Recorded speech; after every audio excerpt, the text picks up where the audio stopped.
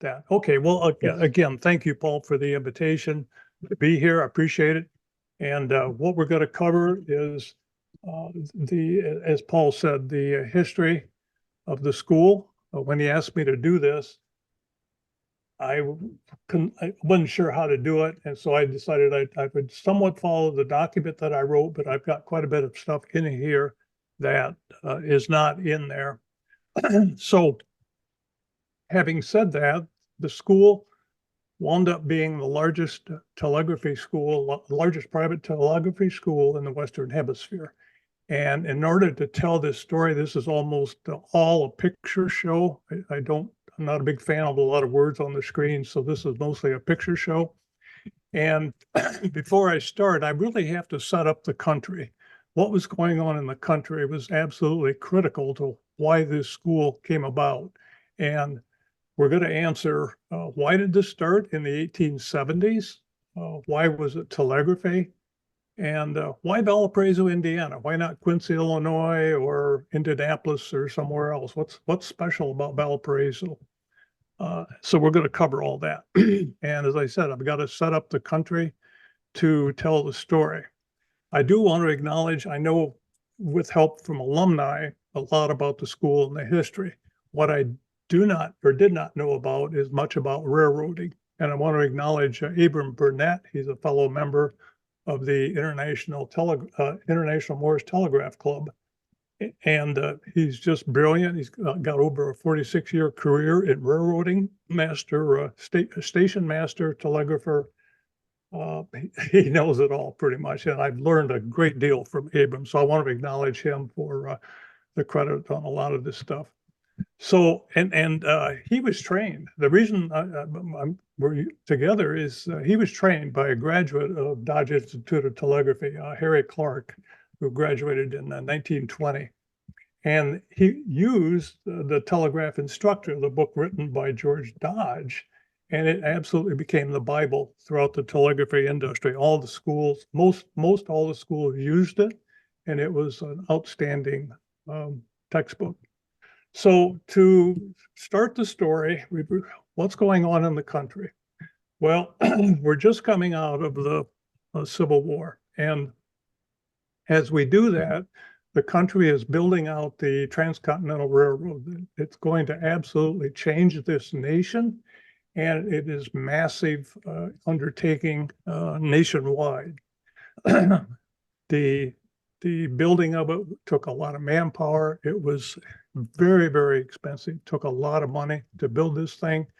And a lot of institutions were getting overextended at this point in time. So that was an issue going on here. The safety record of railroading at this point in time was not very good. I'll talk a little bit about that. The other thing going on in the country, a really, really big deal, is that we were running on solar time. We had over 70 time standards in the country, all running on their local astronomical observatory time, high noon at that location. So the railroading out of Cincinnati ran on the Cincinnati Observatory time. Chicago ran on the Chicago Observatory time, Indianapolis, etc. And they all ran on high noon at their individual location. Well, you can only imagine the issues that caused. There were numerous accidents because of a mix-up of schedules. There was hundreds and hundreds and hundreds of fatalities during this period. The trust in the railroad system was not very high. It was phenomenal. It was transportation. It was a way to get from A to B. Could not do it as easily as before, but it was dangerous. So that was a pretty big issue. And I give just one example. Down in Kansas City, Missouri, there were 5 different time standards running through that depot. And I learned this from a couple of station masters, one up in Benton Harbor, Michigan. He said every time somebody called the station and said, what time does the train arrive from Dallas? He wouldn't answer the question. The first thing he'd say is, well, what time do you have? And he'd have to figure out what time they're on, and then he would tell them what time the train from Dallas arrived. And then they get into an argument because they said, well, no, the train schedule said they get here at 2 o'clock. But I'm telling you, they get here at 3 o'clock because, you know, and you know how that story goes on. So there was a lot of confusion over that issue. The other thing going on in the country was a really big deal was a stock market crash. The panic of 1873 was the country just got overextended from building out the Transcontinental Railroad, and it was a fairly serious depression. You see the start of it here in 1873, and then the second red oval is where it bottomed out, and in 1878. So it lasted quite a while and seriously impacted the country. Had all the issues of any depression, stock market crash. You don't have to read all this, but it had all the issues. How that impacted the railroad was that they did not stop building out the transcontinental railway system. It takes money, and what happens when you build out a railroad? Telegraphy lines. All the telegraphy lines show up. You've got to have communication on the line, up and down the line. And with telegraphy lines comes telegraphy stations. You have to have operators at the depots to handle all that traffic up and down the line. Well, were they well trained? Not really. There was a lot of mistakes in telegraphy, mix up in train orders, mix up of times and schedules and train numbers, etc. So this was a big issue because of the accuracy. At that time, railroads were trying to train their own telegraphers. They all tried, but you know, they're in the railroad business. They're not in the telegraphy training business. So that did not work well. And they were desperate. They were absolutely desperate because of the economy going on. So there was a big search to figure out how to get really better trained operators at their depots. And they did a search, and what happened was they realized that as the trains were coming out of Chicago headed east, there was a lot of railroad development east of Chicago, and they were still developing that west of Chicago. So there was a lot of traffic leaving Chicago heading east. Well, what happens when they head east? First thing they do is they go through Valparaiso, Indiana. And why did they stop? They said, well, let's stop here. And they had something special. Valparaiso had something that really wasn't very well available anywhere else in the country. And they had a college called the Northern Indiana Normal School. It was started by Harry Brown, and it was very, very successful. Eventually became Valparaiso College, and then today we know it as Valparaiso University, Valpo U. So the railroad said to President Brown, could you start a telegraphy school? And he said, yes, absolutely. Took on that challenge. And the first thing he did is he went looking for a telegraphy instructor. And he found this fellow by the name of George Dodge over working for the Pittsburgh, Fort Wayne, and Pennsylvania and Chicago railway system. And he also worked at the Western Union office there in Valpo. He handled, he handled traffic on the wire, and he was also a telegraphy instructor. So President Brown thought he found just the right person. He asked him to set up and teach a class there at the university, which he did, and it was a huge success. The railroad very happy with the quality of people that George taught, and so the university says, okay, let's make this a go. And the university purchased a building because George wanted his own place. He did not want to be in the university. So the university purchased a building and leased it to George. And he started the Dodge Institute of Telegraphy the next year in 1874 and built that out. They charged tuition. He had to pay a fee to the university for use of the building, but he did make a financial success of it. The unfortunate thing that happened, he ran that for 9 years, and after 9 years, he was called back to the railroad, and so he had to return to the railroad. What happened in the next 9 years was not a good story. George Dodge had a passion, and it's just like any entrepreneurial company that starts up, the guy with the passion can make it go.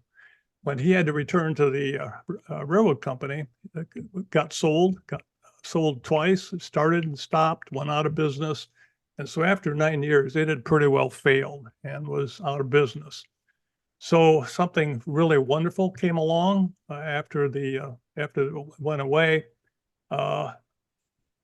And let me also say at this point in time when George left, the railroads were fed up with the difference of the 70 different time zones. And so in 1883, they created their own railroad time system and divided the country into 4 time zones, as shown here in this map. And that started to fix some of these accident problems because of the bad reputation the railroads were getting from train accidents. The wonderful thing that happened was that George's son, now age 19, had agreed to take over the school. So what do we have here? We've got a 19-year-old that's going to do a telegraphy school. I don't know. Well, probably today some people could do that. To me, I find that amazing that a 19-year-old would do this. But anyway, this turned out to be an absolutely brilliant decision on the part of his dad, because he grew up in a railroading family. He grew up in a telegraphy family, and he understood the importance of good telegraphy, good knowledge about how the railroad runs. So he started the school. He really understood marketing. Here's one of his typical ads that he promised you good wages and a good job if you'll come and attend his school. They did. He set up a wage system that was pretty strict. Today it would be $11,000 for a 6-week course, and it's non-refundable. He wanted a commitment. You show up, he wants you to stay, wants you to pay attention, wants you to do well. And so it was a non-refundable fee. He authored the telegraph instructor, which, as I mentioned earlier, was the Bible in the telegraph industry, and he got going. So that built up over the next 9 years. He built up a terrific school, really great reputation in the railroad industry, and understood financing. After 9 years, he said, boy, I really want my own building. I want to do certain things. So he set out to build a new building. He understood money. He sold stock in the company, got well-funded, and built out the first official Dodge Institute of Telegraphy owned building. Here's a picture of it. I draw your attention to the red oval, the telegraph lines coming into the building. Highly unusual because he is so well connected to the railroad through his father. They allowed him to run live wires in off the railroad line into the classroom, and you'll see later how that was used. That was very unusual. One of the things that made this an outstanding telegraphy school. So he's in business. He's got a great school, and in 15 years, he became the largest telegraphy school in the Western Hemisphere. There were the largest private school. You can see here over 600 graduates in a year, and very strict on graduating procedures. You'll see that here in a minute, and became very, very successful. The time zone thing had been fixed, and that doesn't, oh yeah, okay. Well, the time zone thing that the railroad set up, finally in 1918, the Congress got a hold of this and straightened out the lines. And the time system that we're running on today was set up in 1918 with the Standard Time Act. And that's what we have here, Eastern, Central, Mountain, and Pacific. So that all started with the railroads way back just to solve the high accident rate. So George is in business. He's got his brand new building here, one that Paul showed earlier, and eventually set up a wireless operation. By 1910, he could see that wireless, in addition to wire, was going to be critical for telegraphy communications. And so he began teaching wireless, and they caught on very quickly, and he did very well at that. I do want to, just for accuracy standpoint, I do want to clarify that they were the largest private telegraphy school, not the largest in the country. Just up the road in the Great Lake, in Chicago, in the Great Lakes, they were graduating 600 men a year, and Harvard was doing 6,000 a year. huge. But it was just telegraphy. It was not railroad telegraphy. It was just straight Morse code. And Harvard did also start wireless very early. They started teaching the technology of wireless. There's the spark gap transmitter that everyone used at that time frame. So things went well. The other thing that George understood, he was just a terrific marketing person. He understood he wanted a very well-rounded person, and he understood that people need to be exposed to a whole lot of different things. He billed Valparaiso as the Vale of Paradise. You are absolutely in the Garden of Eden, eat the beauty spot of America, and he's going to show you that. The other thing that I get a big charge out of is that he understood that young men want to know where are the girls? Where are the girls? Well, he showed you where the girls are. The girls out of the northern normal school up in northern lived up in northern part of Valparaiso, and these here they're up on Flint Lake. So he shows you where they are, and you can go up there and you can meet young women and just have a dandy old time. In fact, he took it a step further. He come up with a branch off a tree and put the young ladies up there with their dates, and just to show they had a great place here, the Vale of Paradise. So he wanted a very well-rounded person. He very much supported extracurricular activities with softball teams, etc., and made a very good. He wanted a successful person in a railroad station who had the personality and the background and the understanding to handle everything going on in the station. So in 1919, something really good happened. The amateur radio had been banned from transmitting during, excuse me, World War I. And that ban had been lifted in 1919. And now wireless was really, really going to take off. And here's just a typical ad from that year. What he did is install a 3 kilowatt spark gap transmitter, one of the largest in the country at that time, and put the classical twin T antenna up with a one post or one mast was on the building, and then they built a tower out back to hold the other mast. Today, we would call that a flat top loaded vertical. Back then, they thought the more horizontal wires you put up, the better it was going to be. And but it worked. It worked really well. And the person that set this up, you may recognize the name. It was Paul Godley. He set up the transmitter and ran that department for quite some time. Eventually, he left and started the Paragon Radio Corporation in 1920, and that became a very popular radio at the time. And you may have heard the name Paragon Paul. It got known as Paragon Paul because of the success of that radio.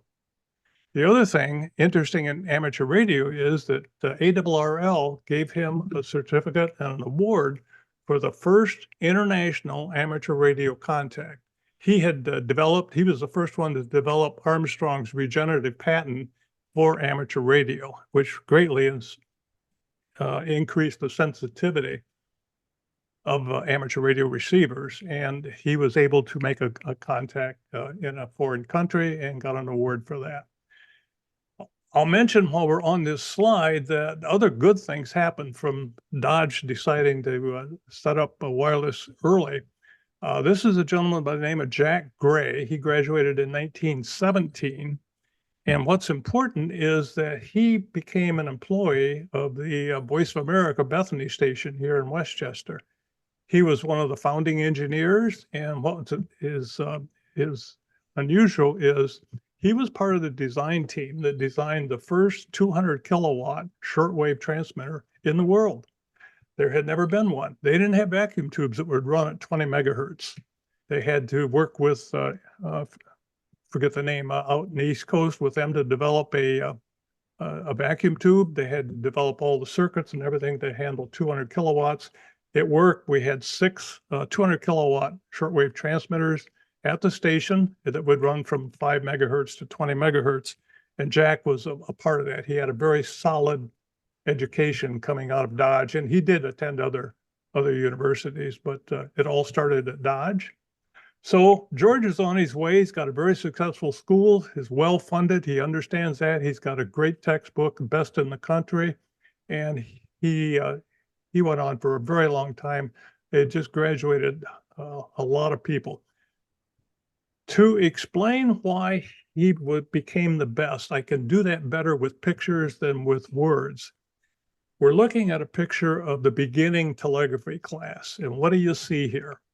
Well, first of all, everyone's in suit and tie, very neatly dressed, okay? And he was a stickler for appearance. You're representing the railroad. You're going to look good. You're going to act good. You're going to be a good representative of the railroad. So right from the beginning, you're in suit and tie. This is the beginning telegraphy, and as you progress through his course, it's a 6-month course. You get more detailed. The speed of the code goes up. And here is the high-speed copying room where you're copying code off the sounder at a fairly high speed. Once you get to a certain point, you're put on the hot seat, if you will. So those wires that I showed you earlier coming into the building off the railroad line come into these stations on the left-hand side over here. And so you're put over there to copy traffic up and down the wire. And we'll see how good you are, because these are professional telegraphers out there on the wire. That speed is just running lickety-split. And so can you copy it, and can you copy it accurately? And that really contributed to the success of this school, because when you graduated, you had already been on the wire, and he, on occasion, would let them respond and transmit on the wire. And so with that experience was a great asset when you graduated. He also did all of the things it took to run a railroad. He did accounting. There was a lot of finances involved in accounting. And draw your attention to the quality of these desks. These are high quality desks. He set up a very high quality school. The brass inkwells holders up there and everything became very high quality. I don't know this for sure, but I'm pretty sure they were made by the Makita Desk Company. They're in Valparaiso. They made they were the premier elementary desk manufacturer in the country, and I'll show you a picture here after a bit. They also had to learn typewriting, become a good typist. And why is that? Well, when you're doing train orders, you have to pass a written train order to an engineman as he goes by. So you type up the train order, put it in the box, and grab the hook. Or the engineman uses the hook then to grab the train orders as he goes by. And here's a picture of that happening. That typing needed to be accurate. Everything needed to be accurate on the railroad. Here is an examination room. And what's unusual about this, they called this the resuscitation room. Basically, it's an oral quiz. And I can't help but be amused that what they did here is exactly what happens when you go to law school today. You do an oral exam. You'll notice there's no book, no notebooks, no books, anything in the paper. The instructor stands up there and will ask you questions about railroading. It might be telegraphy, it might be accounting, it might be train orders, it might be blocking trains, semaphore system, or whatever. And you have to answer verbally. You got no notes, no help. And so he wanted you to know it. He wanted you to know it right on the spot, right away. Part of the final exam system was to operate a makeshift railroad station. The instructors are in the left-hand picture here, where it's called the train dispatch office.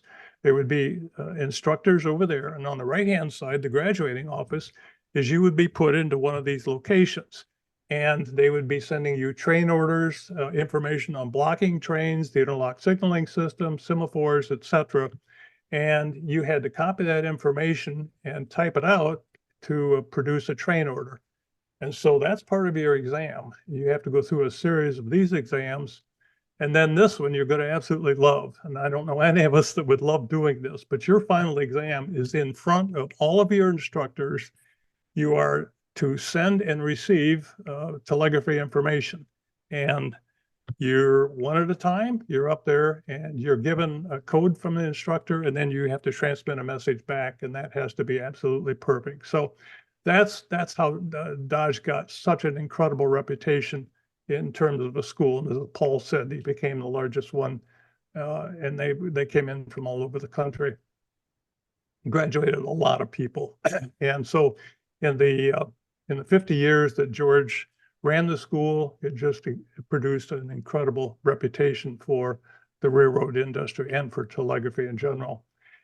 This is the building that Paul showed you, that's there today, and they put a joiner in the back there. It's an apartment building, and it looks just like it did back then. They used that rock-faced limestone to build the building, and it gave it a very a nice appearance. So that's the telegraphy building and the wireless building. He also had a home study course that you could study. Course, he would send you a box of tapes, and the pictures on the left there are the tape players that would play Morse code, and so you would learn Morse code by the tape machines. They also had a trainer on the right-hand side. We've got a couple in the museum, and they work just amazingly well. It's really good, clean code that comes off of these things. So you do your home study course, but you're not going to graduate until you spend 2 days in Valparaiso in exams, and they drilled the dickens out of you. So if you really did your home study course properly, you'd graduate. If not, they send you back home and start over. The world changed in the beginning of the 30s. Radio became of age in 1920. By 1930, it was such a big deal in the country. It was beginning of what we call the golden age of radio. And the radio circuit that had appeared in 1930 that lasted for the next 30 years is called the All-American 5. It was a 5-tube AC/DC radio. And why is that important? Well, the radio itself was a big boon to the radio industry, but from an instructional standpoint, it was a way to teach diagnostics. And they had stopped doing home repair. Believe it or not, you could have a repairman come to your house and repair the old radios. And you can see the Tombstone and the Cathedral radios in the junkyard here, along with the service vehicle. No, we're not going to come to your home anymore. You're going to come to the shop. And so radio shops started and would use that schematic as a diagnostic, as a way to diagnose a circuit. It had everything that you needed. It had audio, it had power supply, it had RF. And what changed in when the All-American 5 came out is they added intermediate frequency stages, IF cans, which required tuning. So it made it a little bit more complicated to tune up a radio. But it became the standard circuit, and it was a great boon to understanding diagnostics and how to think through a circuit. So as I kind of end this section on George Dodge, here's his home there in Valparaiso. It was on Mechanic Street, 4 blocks north of the old courthouse. Someone told me the name of the road has changed, so I'm not sure the name of that road anymore, but that's the house that George lived in. As I said, George ran it for 50 years. In 1941, he retired and turned the school over to another gentleman, Dr. Hirschman, and he ran the school for 15 years. He set up a large, very well-equipped campus. This point in time, the World War II was in the makings, and the Signal Corps showed up. But this is kind of a back view of the school. The overall campus looks like this. This is the campus as it was finally finished out throughout the 1960s, and that building I talked about being the Chiquita manufacturing plant, and that's what became the administration building for the university. This is, I think, where we lost the internet, and this is what was called Dodge Hall, which was after George Dodge. It was the Pitkin and Brooks glass factory prior to that on the campus, and that became Dodge Hall. It eventually was renovated. This is the renovation. A gentleman came in and bought the building and renovated it. It's in great shape today. He also built out dormitories, and later on a second dorm, and they had small buildings called cottages. It was very homey. You could put 4 students in there. That happened to be where I hung out. And so what happened in Valparaiso? Well, something gigantic. You probably all know about it. But as World War II began, Valparaiso got inundated with Army Signal Corps students for the university and started a radio telegraphy school for the Army.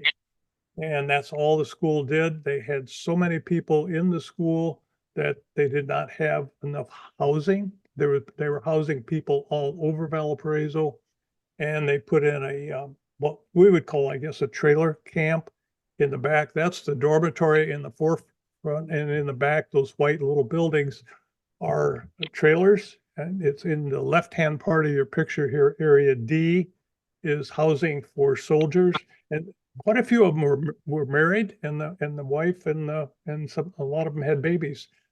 Were living in those quarters, so it was pretty cramped quarters. That's what it looks like at the time, but it worked. And the other thing that happened after the Army left was the cafeteria. Everything they did, of course, was in Quonset huts, and our cafeteria was in a Quonset hut. And the picture on the top right is Millie. She was the cook there for a long, long time, and it was really homey. What we liked about it is that the instructors ate there. You tried not to bother them during their lunch, but if you had a question, sometimes you could just slip over to their table and ask them to clarify something in the classroom. Also, being personal, if they knew you had a birthday, you'd get a birthday cake appropriate to the subject of the school. And so everyone was having a birthday. We had birthday cakes a lot there. So, okay, so something really big happened before the war ended.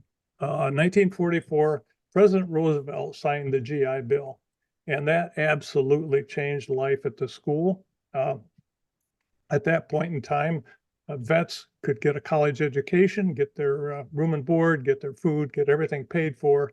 And that just, not only did the soldiers inundate Valparaiso during the war, afterwards, we had a lot of vets coming in for education to learn, not so much telegraphy anymore. Telegraphy was starting on its way out. It was more radio engineering at that point, but a very large population. Also, I talked about that All-American 5 radio being the diagnostic tool. By the 50s, television was coming into being, and so there was a large lab where you learned to diagnose televisions. And a lot of students did not understand this. Why do I have to learn to repair a TV? I'm not going to be a TV repairman.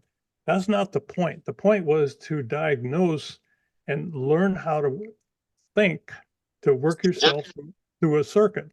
And it was phenomenal. It had everything you wanted. It had video, it had audio, RF, all the circuits. Today, we would call this systems engineering. We would not call it service. It would be systems engineering, but it was a real big deal. The picture on your left was a typical lab that we would be in, and instructors walking around helping you.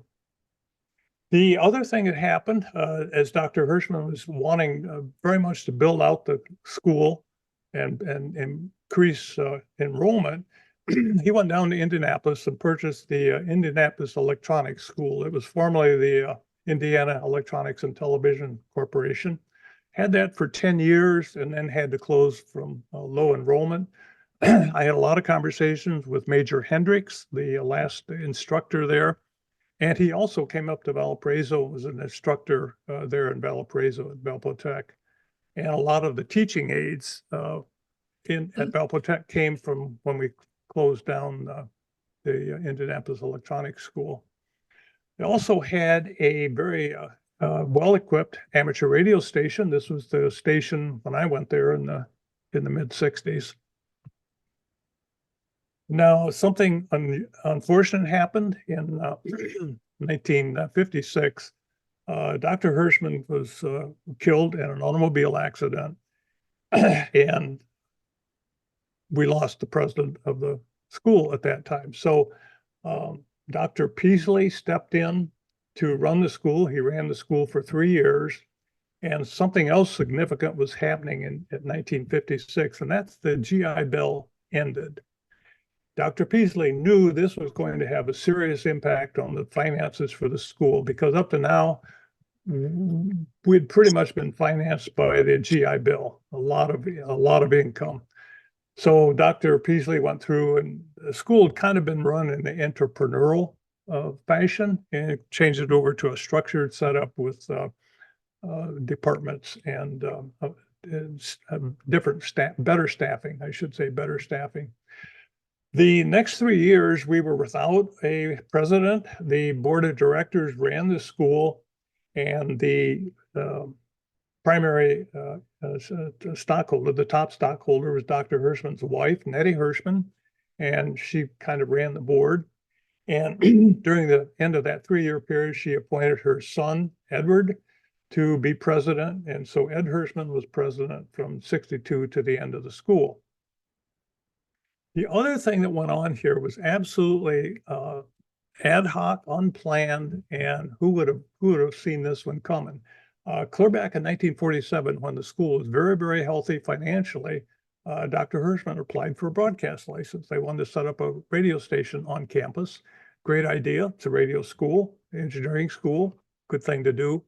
Little did they know it was going to take 18 years to get that license. So 1965, I was there.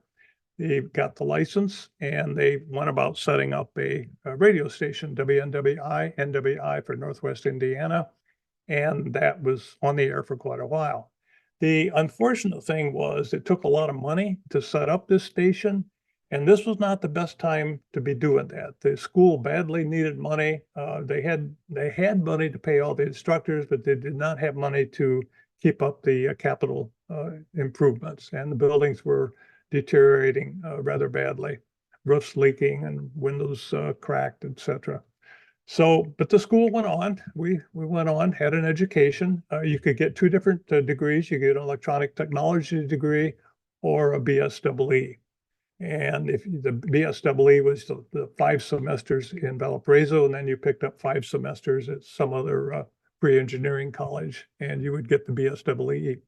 I want to talk a little bit about the instructors, also a big reason the success of the school. And here's an instructor grading papers. And what do we see here? If you look at the back of his desk, you'll see a ham radio receiver. If you look to the left, it looks like a Viking, maybe, transmitter.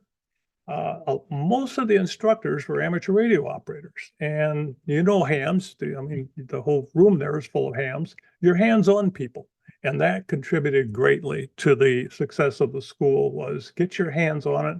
They had a lot of great classroom work, but the hands-on was instructor. This is Mr. Gillespie in the service lab, and he was just terrific in helping you diagnose through a circuit and how to think that through.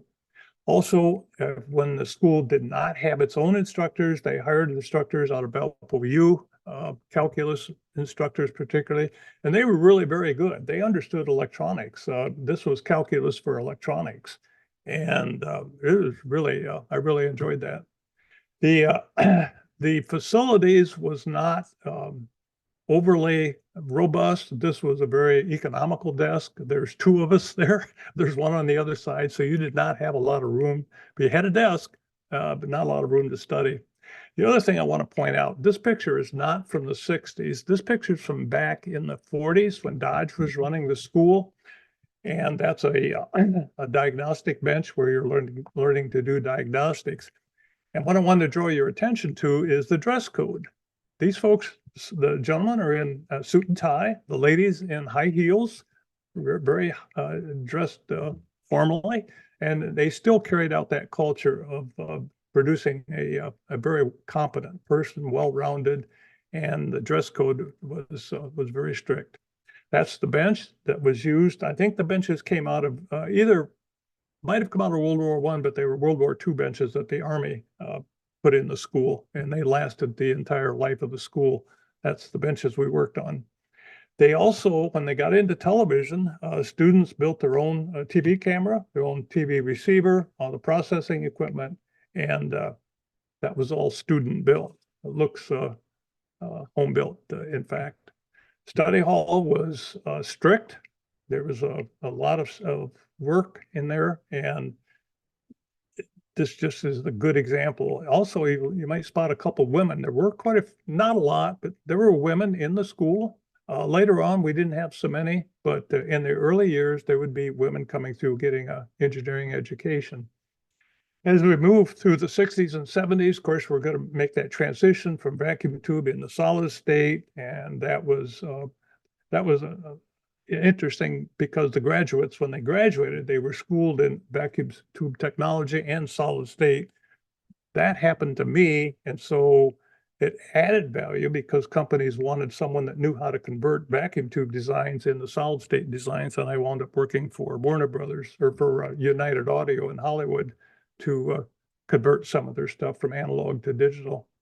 That continued into the 80s. The unfortunate thing was the school did not have a lot of money for lab equipment. It was pretty old, and the digital education was not the best in the world because they did not, it was very expensive to put in digital learning equipment, and the school just did not have that.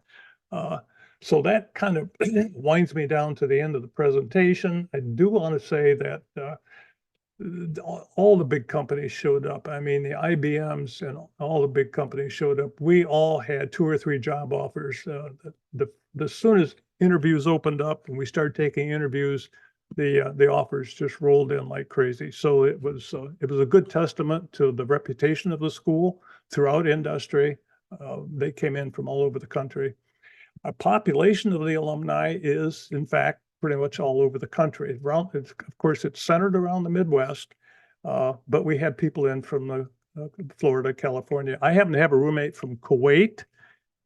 He was over here to get a technical education. His father owned a large oil well plantation. He was going to inherit that, and he did not want an uneducated person to inherit his oil fields. So interesting experience. He had no understanding of money. The rest of us poor folks the big night out was Friday night after school. We'd go downtown Valpo and we'd have a Coke and a hamburger for $1, and that was spending a lot of money. He would join us, and when we got up to leave, he'd lay down $20 for a tip, and we kept saying, "No, that's too much." No. He didn't understand what $20 was. It just he had no concept of money in that era. So I want to finish up by talking about the health and well-being of the school. It started in an entrepreneurial stage, as you saw with George Dodge. And when he was there for 9 years, the school was very healthy. When he left, it wasn't so healthy. Here's the attendance over after World War I or 1913. After World War I, 2 things made the school, the railroads and wars. And you can see the gigantic increase in attendance from the wars. And if we take a more detailed look here and look at it after the beginning of World War II, you can see the bump from World War II, but then every time there was a war, we got a bump in attendance. The Korean, Vietnam, in fact, Vietnam went on so long, there were 2 bumps because so many people kept running through the school, and so many troops kept being shipped over to Vietnam. And we've got there may be some in the room there with you. We have a Vietnam vet on the call here tonight. Mark Thompson was one of those Vietnam soldiers. So after Vietnam, the economics of the school drastically changed. You can see the attendance dropped considerably as we go through the 60s, 70s, and the 80s. And by mid-80s, the deterioration of the school was such that attendance dropped off rapidly. If you look at the graduation rate, obviously is going to follow attendance rate. And those were the numbers of people that were being graduated on an annual basis. Lastly, I want to go through the economics of it. As I mentioned before, in the beginning, George had a lot of success, understood the funding, and that next 9 years when we did not have anyone in charge. You know, the school was bought and sold a couple times, failed. And we got into George Dodge, did very well. He understood how to finance a school, good reputation, good funding, excellent funding. Dr. Hirschman also understood that. It worked well into the up to 56. Unfortunately, he was killed in the automobile accident.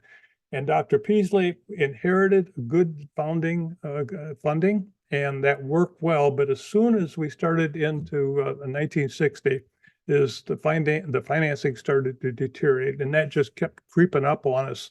And by the mid 1980s, it was in not really good shape. So it's just typical. This could be the story of any small business starting out and trying to make it in the big time. Not necessarily a school. It's just kind of a typical entrepreneurial to corporation transition. So as one thing that we found in the archives was how bad they were struggling financially. This is an auditing report by a local auditing company. And we pulled out the one sentence here that just says they were struggling with just trying to not be real public about their financial conditions. So it fell into disrepair. The school closed in 1991. The alumni had to step up and pay for a lot of the graduation stuff because the school was pretty much bankrupt at that point. It fell into disrepair, and the Alumni Association stepped in. They tried to save the school, but it was too far gone. The buildings were dilapidated, and they just couldn't do it. And it closed, and a lot of stuff has been sold off. As I showed you, Dodge Hall has been converted into an apartment building. So that brings me to the end.